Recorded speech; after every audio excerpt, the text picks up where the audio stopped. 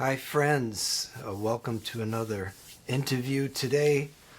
I'm really excited to have a great, longtime friend of mine, probably one of my longest relationships in just in life, in music, one of my best friends, but is an amazing drummer, Tony Leone.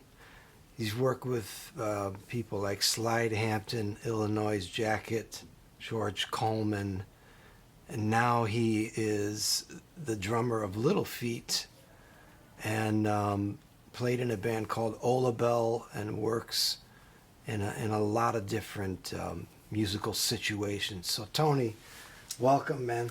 Man, thanks for having me on your show. Yeah, Man. cool. So, it's an honor. Oh man. So we go way back, man. I originally met Tony in music school back in 1988. I was thinking about it today. It's going to be 40 years in a couple of years. Isn't that crazy? It's crazy. Yeah, we're at like 38 years. Yeah, 38 years. Yeah. 38. I was 38 when I quit drinking. Wow. Well, good for you, man. Oh man, but It's funny. Yeah. So Tony was, some of my first gigs of sitting in with like what I considered real jazz musicians, like Eddie Henderson, great trumpeter, Valerie Ponomarov, also another great trumpet player. Tony was working with these people, and I would come and sit in and get those tunes together, man. Yeah, man. Valerie was really he had a huge impact on me too, because when I was still going to school, I didn't even know who he was really, but some of the older students, Steve Davis, John Hasselback, Chris Jensen, Rich Bolger, whenever Valerie would come to town, they'd go sit in with him, and so they told me about him. They brought me out to one of his gigs, and I sat in, and then he started calling me every time he came to town. Yeah. So, and he knew that I loved Art Blakey, and he had been in the Jazz Messengers, and so it was great to be around him, and he was always just so energetic and positive, and an incredible player too. I remember getting all those Clifford tunes together to sit in with him, like Joy Spring and Daoud. Yeah, we used to do all those. He loved to play "If I Should Lose You." I remember that one a lot. And then Eddie Henderson, he had other tunes he would play. Jin Ricochet, I think that's how you say that. Wow. Remember that Joe Henderson? Yeah, tune? yeah. And so, but would that have been on one of those City's Edge gigs? I think it's before, man. I recall him coming through a club called the 880 in Hartford, remember? Yeah. Yeah, and I was on the gig with him too? I think so, yeah.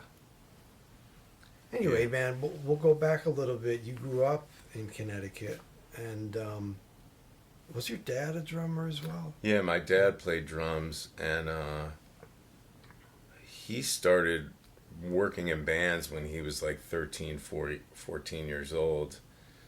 And I think that would have been in the early 60s, probably in 61 or 60 or 61, and 62 maybe. And they wore like uniforms. They all wore the same suit, and they they'd get these 3-night a week jobs, where they'd be like the house band at some place for like 6 months, And he said back even in those days they were making $30 each a night, So he was playing all the time, and he even took lessons with a guy who I would end up studying with at Hart, with Al Lepak. Oh, no kidding. Yeah. Yeah. So he always told me these stories about Al Lepak growing up,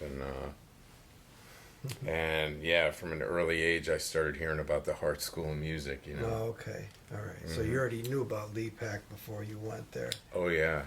Yeah. And for the drummers that might not know about Al Lepak, Tony, you could didn't he write Al- a couple of really famous Yeah, Al books? Lepak was an incredible musician from the Hartford area who his longest running gig was that he was the principal percussionist for the Hartford Symphony, but he was professor of percussion at the Hart School, and he also kind of wrote the definitive timpani method book, that is still used today.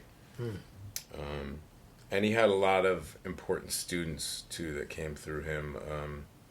Particularly, there was a session musician from L.A. named Emil Richards, who was really well known for as being a mallet percussion virtuoso, and had an extensive collection of instruments from all over the world. And Is he still with us? he's not. I don't think he's. I don't think he's alive anymore. But he went on to be in that whole studio scene that was booming through the 60s and into the 70s, playing on all kinds of movie soundtracks and TV soundtracks, and working with people like everybody from the Beach Boys to like George Harrison, So and then also another student of Al Lepak's was a guy named Joe Porcaro, Right. who was known as Skinny Porcaro in Hartford, and he followed Emil Richards' lead out to the West Coast and became super active in the studio scene out there as well. And then Was his son his Jeff son was Porcaro? Jeff Porcaro, yeah. Who storied L.A. session drummer, and so Al Lepak was a great guy and a great teacher. I really loved studying with him. He had a real kind of fatherly figure, but he just knew so much about the broad aspects of music, rhythm and harmony and melody, and he came up in that era where jazz was the music of the day too. So he had a feel and on the drum set that was something you don't really hear anymore too. That really coming out of the swing era. I remember him talking about playing with Bird. I don't know if he sat in with him or maybe. I remember hearing he sat in with Miles, or there was a session where Miles used to come and sit in. Okay. But he was certainly around New York at the time that Bird was around. Yeah. And he was kind of one of the few allies that Jackie McLean had when Jackie came up and tried to develop this program, right? Yeah, apparently that was the case. Because Al Lepak, when I was in school, and Tony was as well, was also the conductor of the big band. Yeah. And we had a lot of fun in that situation with him as a leader. Actually, Joe Porcaro came up and played a concert with us once, I remember. I think that was wasn't it when Lepak was getting ready to retire or something? It might have been, yeah. We did the tune he wrote 5 for Joe. And Yeah. I remember having this, was it Lepak cymbal that he had this huge... He had a giant 26-inch A Zildjian. Oh, okay. That thing was giant. So, man, when you were... before you got to Hart, you were already starting to play the drums in high school and stuff like this, right? Yeah, so my dad,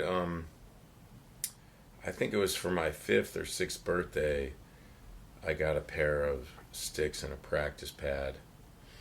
And that's pretty young, man. 5th. Yeah, and he showed me how to hold the sticks, and he wrote out little exercises for me to work on and stuff. And I kind of got into it. And I mean, I like the thing about having your left hand be this weird grip that was different from your right. Yeah, I really took to that at a pretty early age, and then when it came time to choose instruments for band in elementary school, I had been really thinking about the saxophone, actually. That's right. Because that song Baker Street was a hot right. hit at the time. And I was like, yeah, I like the sound of that saxophone, but and I just had already been playing drums, so I just kind of ended up playing drums, you know. Was that your dad's kit, that Slingerland kit you used to I have? still have those drums, Yeah. too. Yep. 61 Slingerland, Black Diamond Pearl. Wow. Sweet.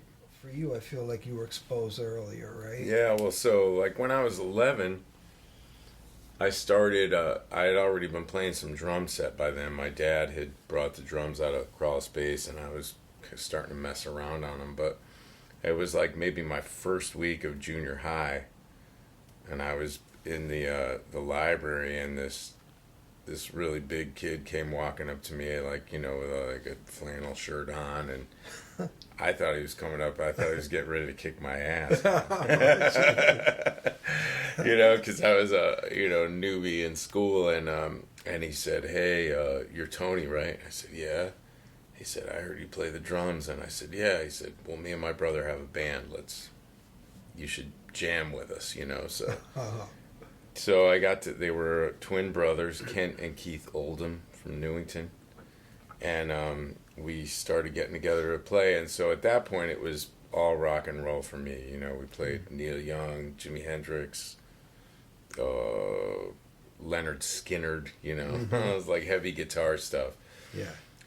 So like I knew I wanted to play music, but my folks were always really kind of insistent that, you know, that if I was going to be a musician, that I'd be well-rounded and knowledgeable and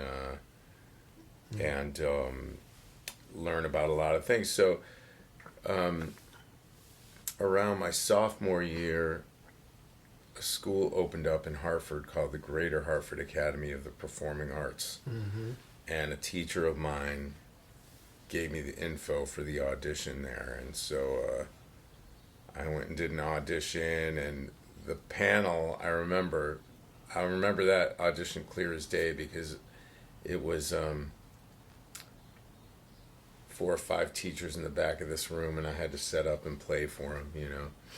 And one of the teachers was Dave Santoro.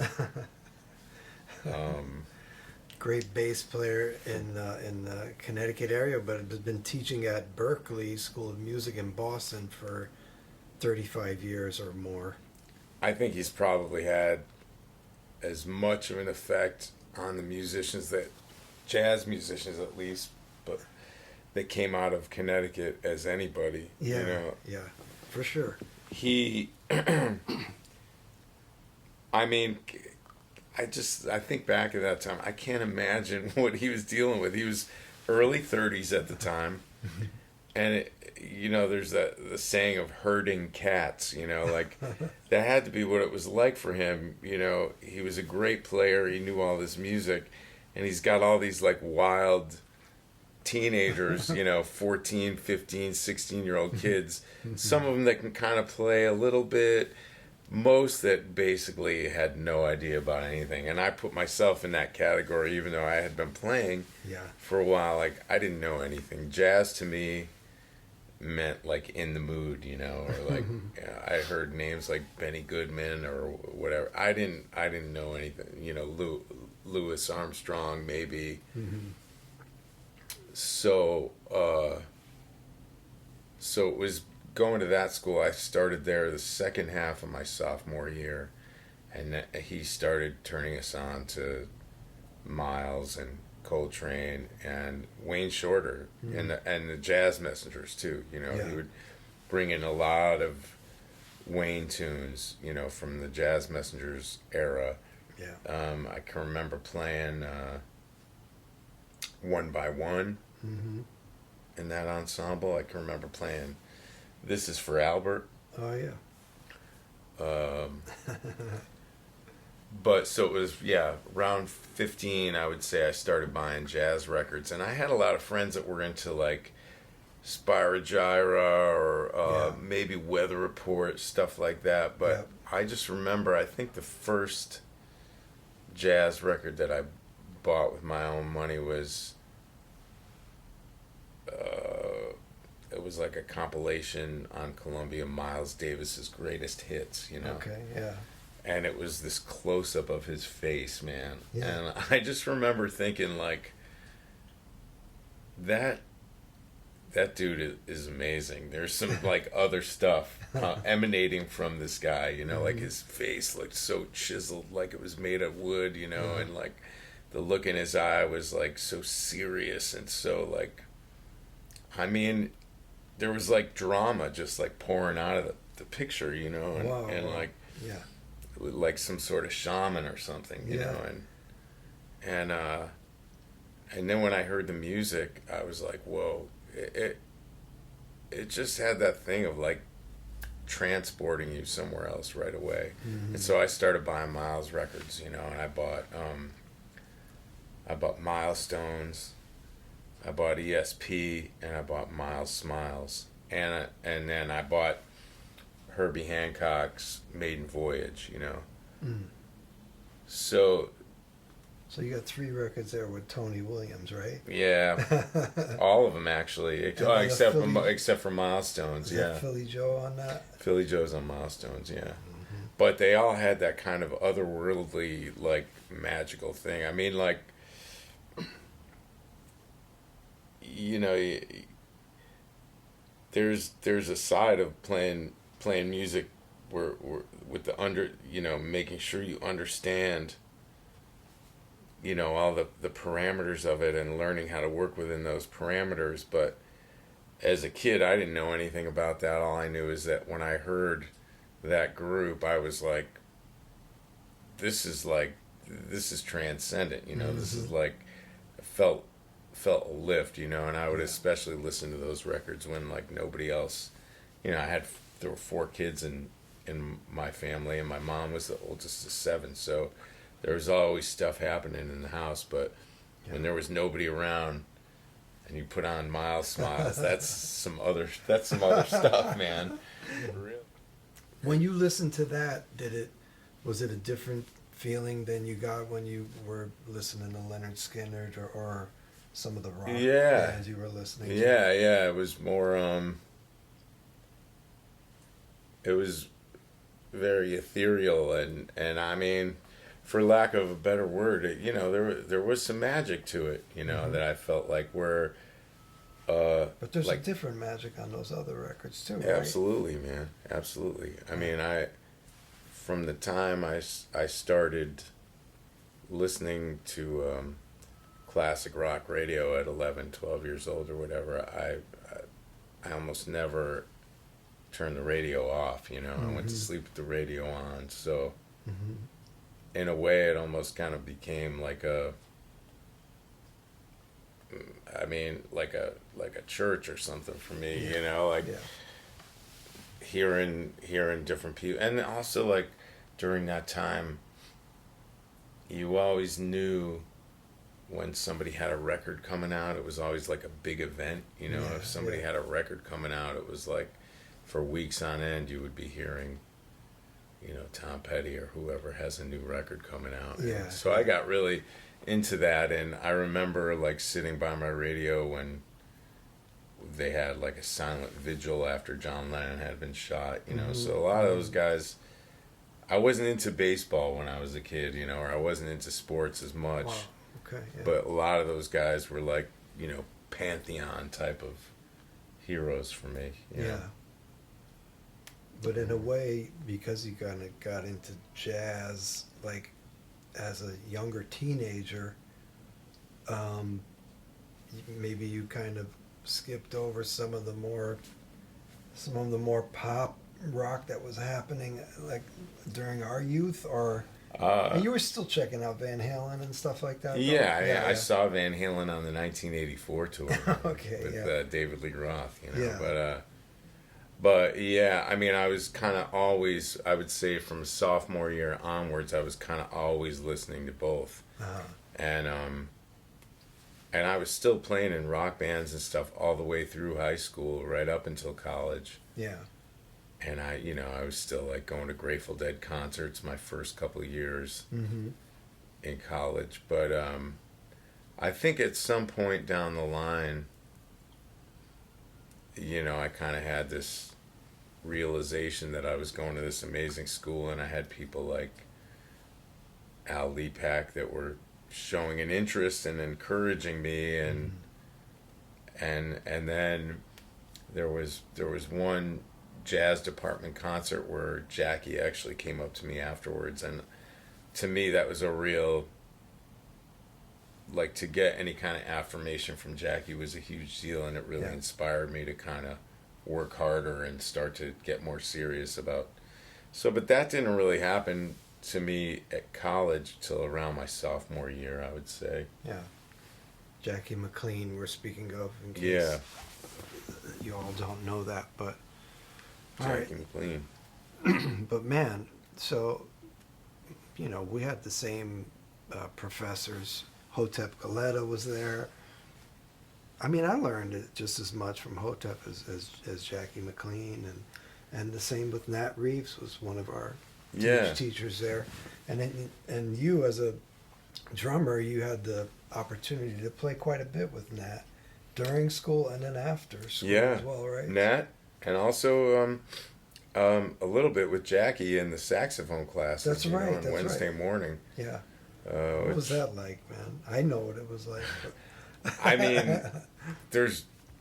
I can still remember what it would feel like to play like a mid-tempo kind of blues or something with Jackie in that little, because that room was so small, and we'd be in there, and his rhythm was so strong that you just felt like you had no choice but to swing, whether it was or not, but it sure felt like it, while it was happening. Yeah. His rhythm and his sound were so strong, you felt like somebody was holding you like this and like, just giving you the waves, the sending you the message directly, Yeah.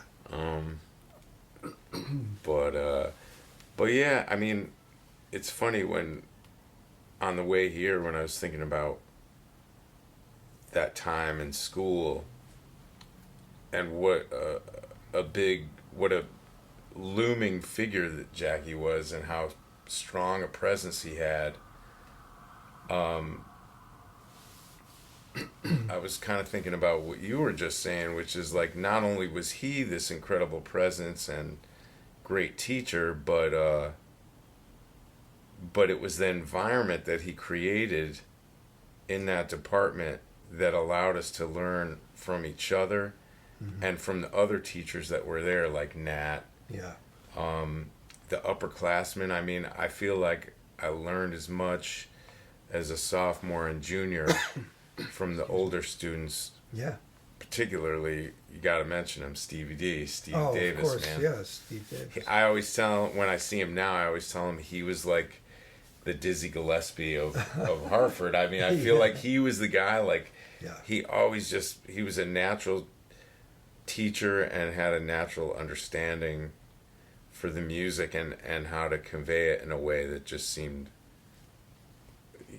simple in a way, and he natural. He loves music, right? Like, he just loves music. Yeah, about music. It was infectious, So, as much as I feel like I got from Jackie and, his presence kind of setting the tone for what the whole department was about, definitely Nat Reeves, Hotep Galetta. I got to play a bunch of trio gigs with them over the years during that time. Wow. Up there. And then the other students, Steve Davis, Chris Jensen. I can remember shedding. The first time I ever played duo with anybody was Chris used to come to my practice room and, hey man, I'm working on just one of those things, and so not only was I working on tempo, but I was working on how to keep the form, So that's an excellent thing for those of you that have, I'm sure you all have tried this, but Tony and I spent a lot of time doing that, just playing together, saxophone and drums. Yeah.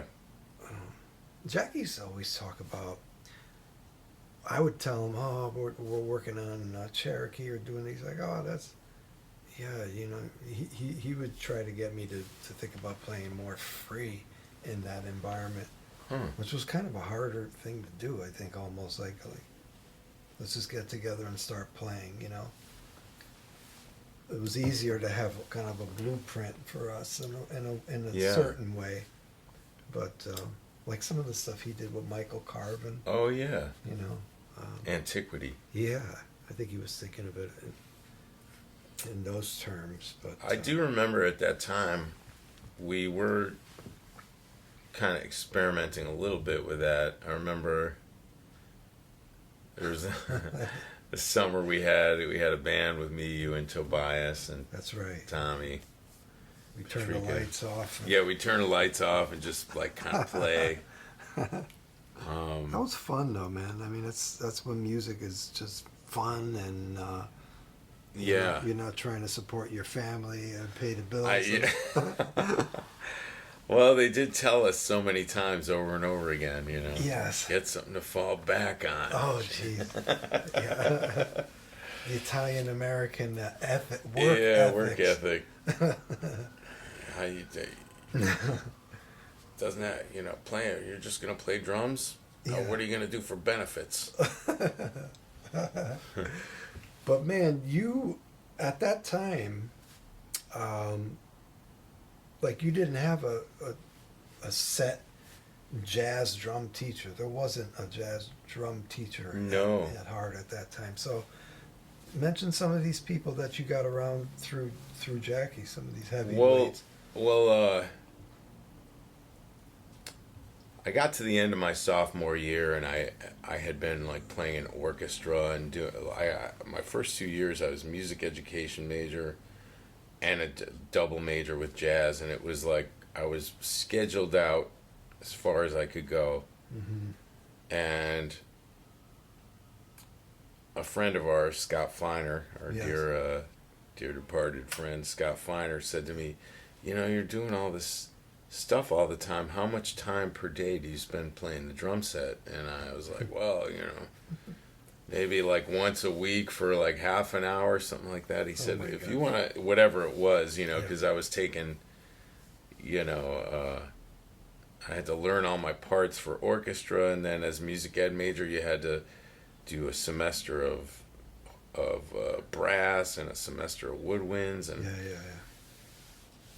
and I just kind of had this realization that one of the thing that I'm really best at of all of these things is playing drum set, and I think I really want to make that my focus, you know. And so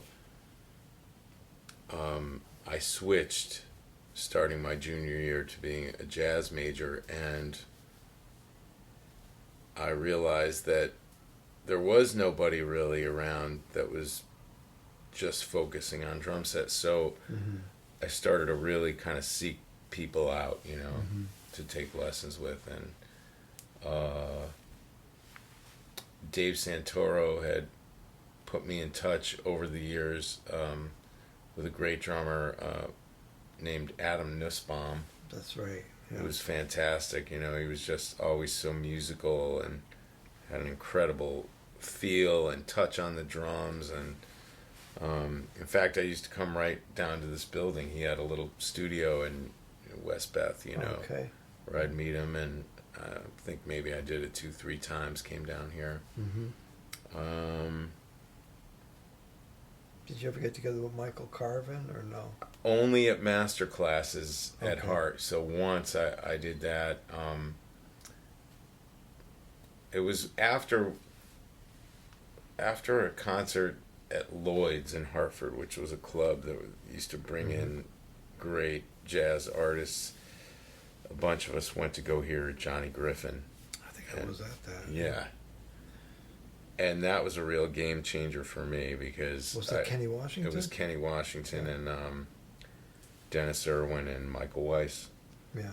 And we were all just, we'd never heard anything like that. I mean, Griff was just playing so much saxophone, and Yeah. at that point, I don't remember ever hearing a drummer in person whose time felt so committed on every beat, no matter what the tempo. And there was something so just crystal clear and swinging about the way Kenny was playing that just blew me away.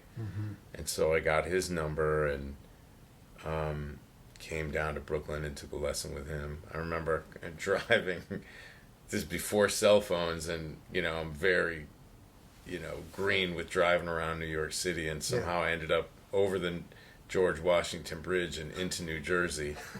I was trying to get to Brooklyn. Oh my God. But so yeah, Kenny, Carl Allen was playing in Jackie's band. Yeah. So and he would come and give lessons every so often. Didn't you not get together with AT? I thought you did. Yeah. So there was one day, I was getting to that, because no, not at all. There was one day Jackie stopped me in the hallway and said, you're starting to sound really good, I want to help you really get into the center of that beat, and follow me to the office, and so I went up to the office with him, and we're sitting there and we're chatting, and he said, I'll tell you what I'm going to do. I'm going to call Arthur Taylor. And I said, okay, great, and he picked up the phone, and he's on the phone, and all of a sudden I hear this voice on the other end. It's like, hello, this really deep voice. And he said, hello, Arthur, darling, it's Jackie. And it was just amazing to see the two of them, I mean, it would be like me and you calling each other, with some like crazy inside jokes, and he said, I got a kid here who's starting to sound pretty good, and I'd like to send him to you. I'm going to give him your information. Is that okay? And I can't remember if he put me on the phone with him. I wouldn't have known what to say anyway. I was, I mainly knew about Arthur Taylor from the record Giant Steps, which I had in high school. That was one of the other ones I bought. And so... So did you get together? Yeah, so I called him, and I went down to his apartment in Harlem. I think it was 158th and St. Nicholas. Wow. And I remember ringing the bell and going up to his apartment, and he greeted me at the door, and he had a set of drums set up kind of like in his living room. I want to say they were like, I'm pretty sure they were Gretsch, and they were like yellow, like a satin flame.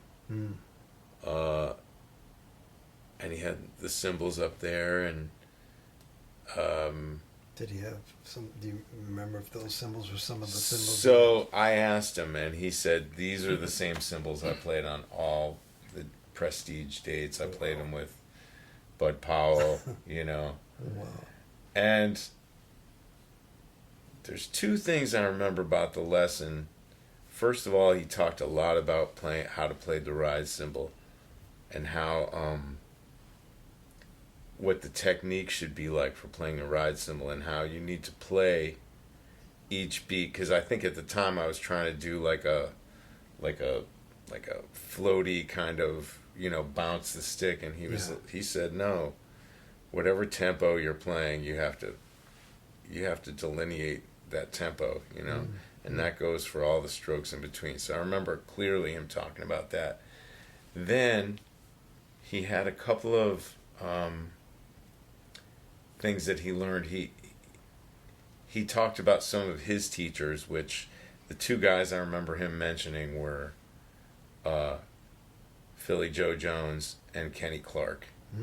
So I guess when he lived in Paris, Kluk had already been living over there and started his own drum school, and so A.T. Went and studied with him in like a drum class, even though I'm sure he must have heard him around the scene, Yeah. But so I have it somewhere. He wrote out a couple of stickings that he said he learned from Kenny Clark. When you say stickings, what was that, like right, left type? Yeah. It's like if you're going to play a phrase, and this is another concept that didn't come to me till much later, but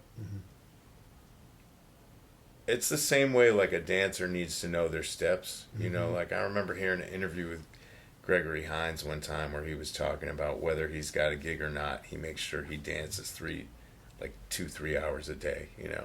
Wow. Now, what's the point of that? Well, the point is so that if you start a musical phrase, you know which hand you're starting with, and you know how you're going to land it, you know. So there's a certain amount of having to know ahead of time and inherently kind of which hand you're starting with so that you land the phrase rhythmically in the right place, you know. So it's almost like the half steps with Barry Harris, like right, things like fall on the right part of the beat. Right. If you're starting a phrase on a certain part of the beat, knowing where it's going to land, it's that kind of thing. So he had this one thing, I remember it was like a paradiddle starting with the left and a triplet thing that kind of, and he showed me that. But I remember just sitting here and watching him play and watching his left hand and watching the way he played the ride cymbal. And then we talked about all the different people that he worked with, you know, and we talked about his memories of playing in Red Garland Trio, or now I want to say like he had a steady gig at Birdland for a while with Bud Powell. Okay, yeah. There's a Oppo- lot of recordings. Opposite the Count Basie band, yeah. So I Okay, think, yeah, probably like after Bud. Early 50s. Yeah. Yep. So he talked about that. He talked about Coltrane and how Coltrane loved him because of his cymbal beat. And Did he mention about like the whole countdown thing? How it kind of starts out with him playing a we drum didn't get intro, and then the two of them. We didn't get into that too much because I think at that point I was probably, pretty green and really only knew, it's that typical thing where it's like if you knew then what you know now, like what all the questions you could ask. Yeah, if I had 2 hours to sit with AT and really pick his brain and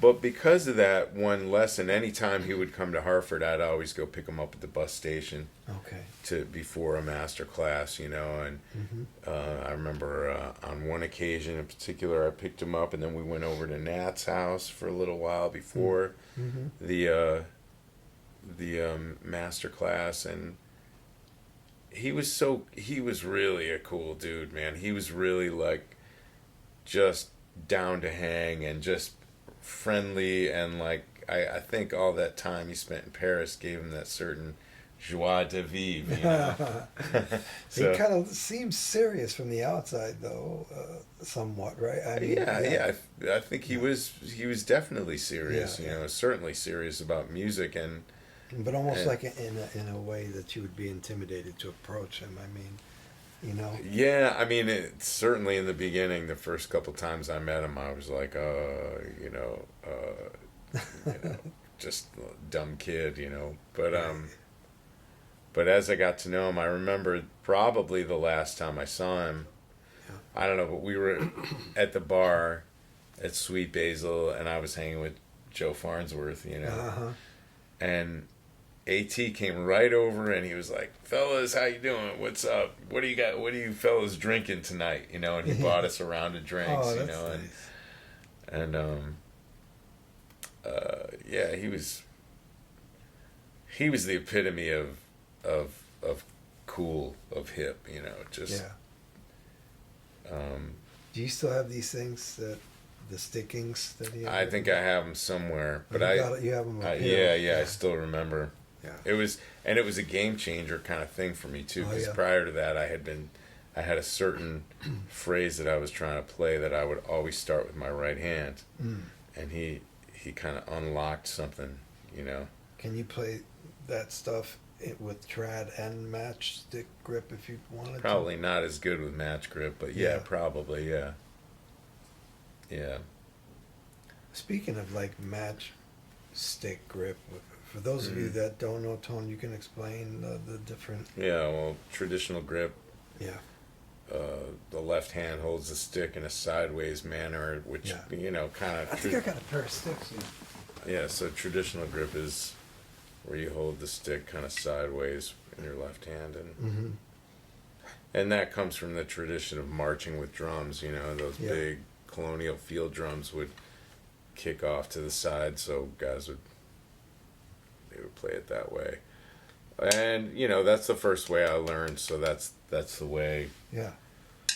I always practice, but if I'm playing in more of a rock situation where I need to get around a lot of drums, I will play match.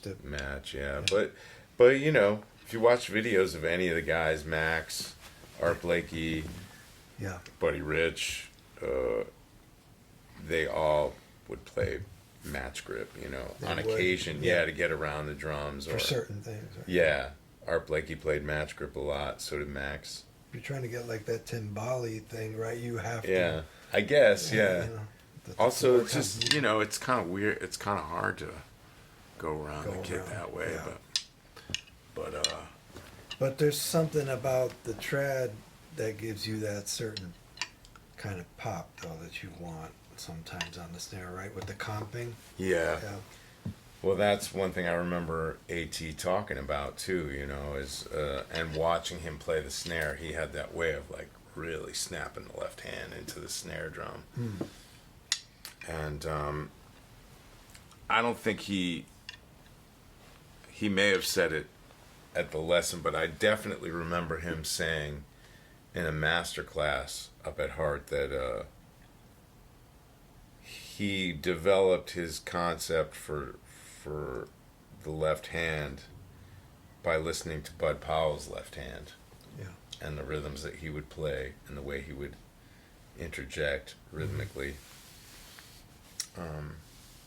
He had a strong left hand, man. Really.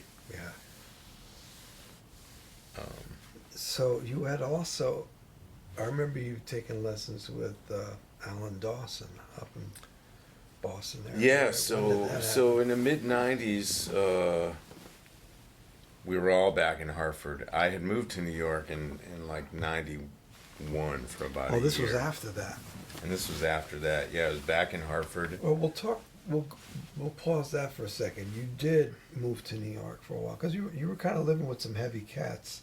Yeah. In Brooklyn, man. So Steve actually hooked me up with this too. I don't know if he'll remember, but he said, "Hey man, I just heard about an opening in a brownstone in Brooklyn. You know, there's a bunch of young musicians living there, and if you're thinking of moving to New York, this would be a perfect spot for you, you know." And at the time, I'm not sure I was even thinking about moving to New York, but I remember Steve saying to me, I had kind of some other ideas. I thought, you know, I'd love to go to Africa and study drumming there, you know, and that was kind of going around in my mind. Like, I just thought, I want to go back to the beginning of all this stuff and really, and like get deep into that and you know, fill in the gaps, you know, in my mind, you know, like learn every bit of it, you know. But Steve said something to me like, basically, you know, like there's a time for everything, and if you're interested in doing this at all, now's the time for you to check this out, you know. And I just, you know, he was such a heavy influence on me at the time, you know. I thought like, all right, I'm gonna check it out. And before I knew it, I was making plans to move to New York. And so in this particular house, Josh Redman was living there, and he had won the Monk competition, and I was basically taking Mark Turner's spot. Mark Turner had left to move to New Orleans because he was joining Delphio Marsalis' band, who had a record contract at the time. So I took a room in this place, and I remember every morning I'd be laying in bed, all of a sudden I'd hear like the front door open and close. Finally I looked out and I'd see it was Josh running out, and every day he was getting into a car service.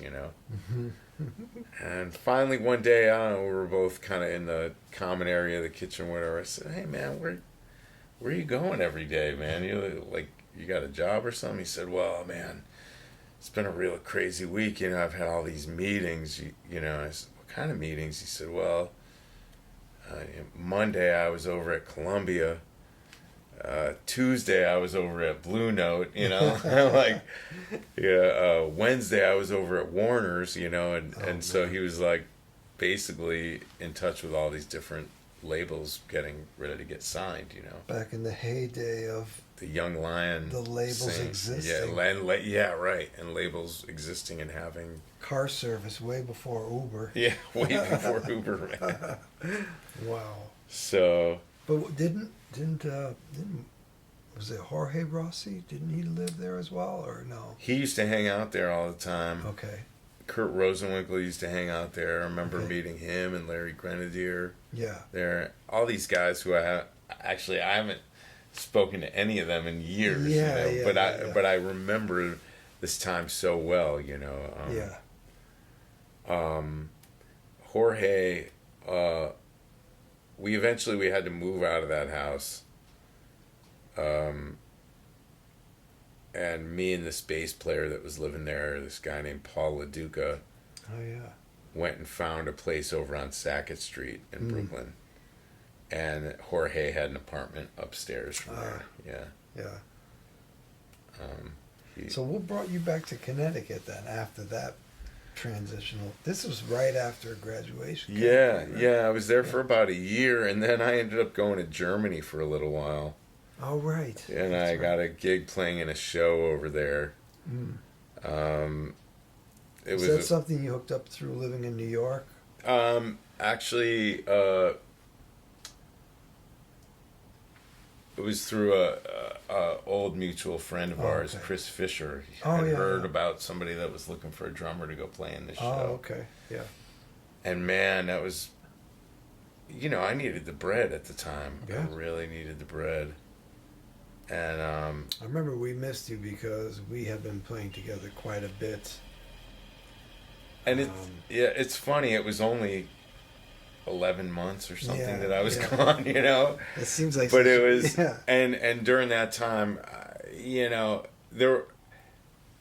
Looking back on it now, I can look back and remember like all the incredible parts about it. I had a flat that was completely paid for. I had a mountain bike I was riding all over around Berlin, Germany. I had one summer where I got to, I had the month of July off, so I spent the month traveling around Europe and seeing all the cities, and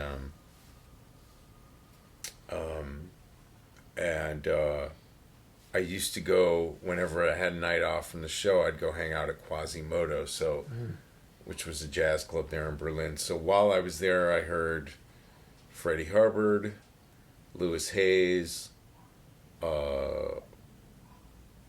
Ray Brown Trio with Benny Green and Jeff Hamilton. Yeah.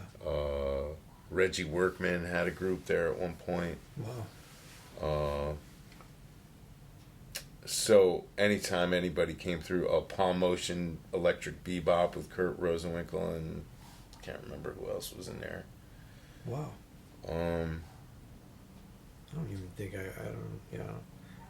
don't remember us talking about that. The first time I'm hearing of it, I think. That you're here. Well, I remember specifically hanging out with Louis Hayes at the bar. Okay. That was really fun. It was amazing. Is that where one of our favorite quotes comes from? Absolutely, that was it. We'll leave it at that. But seeing him was a revelation, man. Seeing Louis Hayes play. Wow. And you hadn't seen him before that? I hadn't, no, and I was kind of consciously going through like the list of all the living guys, at that particular time, because I had heard Art Blakey play, and Elvin and Tony Williams, Billy Higgins. Um, Alvin we saw, I remember. yeah, yeah. So, but I don't think I had heard, and I had heard Jimmy Cobb at Sweet Basil, Yep. but I had never heard Louis Hayes, and he was playing so much drums. I just remember suddenly, all of a sudden, I guess hearing him in person, I could really hear the connection between him and Tony Williams. There was such a similarity in his ride cymbal beat and the way he was tearing up the drums, and so after the set was over, I walked over to him at the bar and I introduced myself, and I think I was trying to be hip, I think I said something like, "Mr. Hayes, I could, Tony Williams is a real thief, he stole a lot of stuff from you," and he just kind of smiled and he gave me this look and he said, "Well, Tony and I used to practice together." So, and I would think they were probably around the same age. Maybe Lou Hayes is a little bit older, probably, but I never knew that. But he started with Horace when he was really young too, Right. So, but yeah. So I was really depressed during that whole year. I just couldn't stand being there, and I knew, like, having been in New York and having met all these brilliant young players like Josh, or some of the other people I remember meeting during that year was like, I remember meeting Joe Maggs during that time, Samuel, Charles Ruggiero, Joe Strasser, Brad Meldau, Joel Fromm, Peter Bernstein, and they were all, Grant Stewart, I remember meeting. Yeah. Everybody was playing so great, and they were so serious about their art, and I just kind of really wanted to be on that level, and so taking this gig really kind of was an interruption for that. So at the time, it was really bumming me out, but now I look back and it was such a gift in a way, because it gave me some life experiences that I'm not sure I would have had otherwise, Yeah. And so now I kind of look back with a lot of fond memories of that time too, Yeah. So you have any advice for younger cats that might be up against this same kind of decision, that they might, they're so hard, they're set with their goal of what they're here for in New York or wherever they might live, and something comes up, but it's going to take you away from the scene for a while? Would you say go for it, or kind of? I would say, like,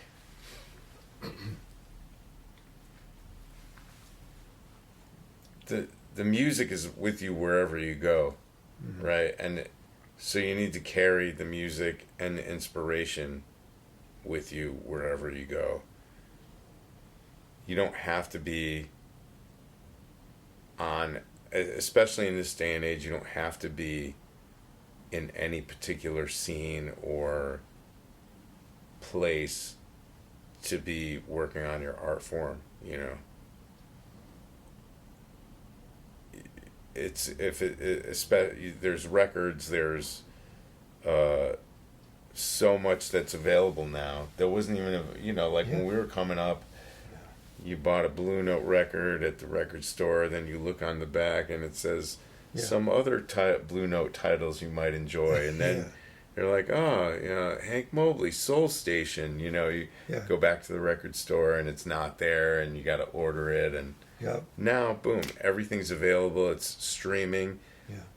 Videos used to be like holy grail items in those days. Now, I was just watching something the other day, Kenny Dorham in Scandinavia. It's like, right, that you wouldn't even think of, that'd be the kind of thing that you'd get a third generation VHS, so all that stuff was like gold back then. Some cat had a VHS with this stuff on. I remember, like we had, and I can't remember how we all got it, but we had like Coltrane, and I think is it in Berlin, the one where they're playing outside? Belgium, I think. Belgium. Yeah. All the steam is coming Yep. off them while they're playing Yep. Naima. And Now it's like that pops up on YouTube every yeah, day. yeah. It's Or like that stuff nothing. with Train playing with Wynton Kelly. You know, like it's everything's available. So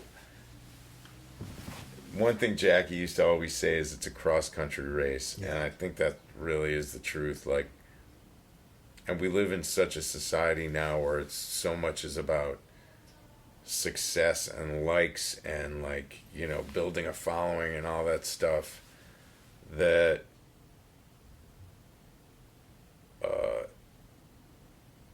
it's important to remember and remind yourself why you're playing music, Mm-hmm. and what Mm-hmm. and to hang on to that, no matter what, and realize there's something you used to always say is like, if you've been playing your horn for X amount of years, nobody could ever take that away from you, Yeah. So that's what I think in terms of that. I mean, it's your art, it's your art form, and Yeah.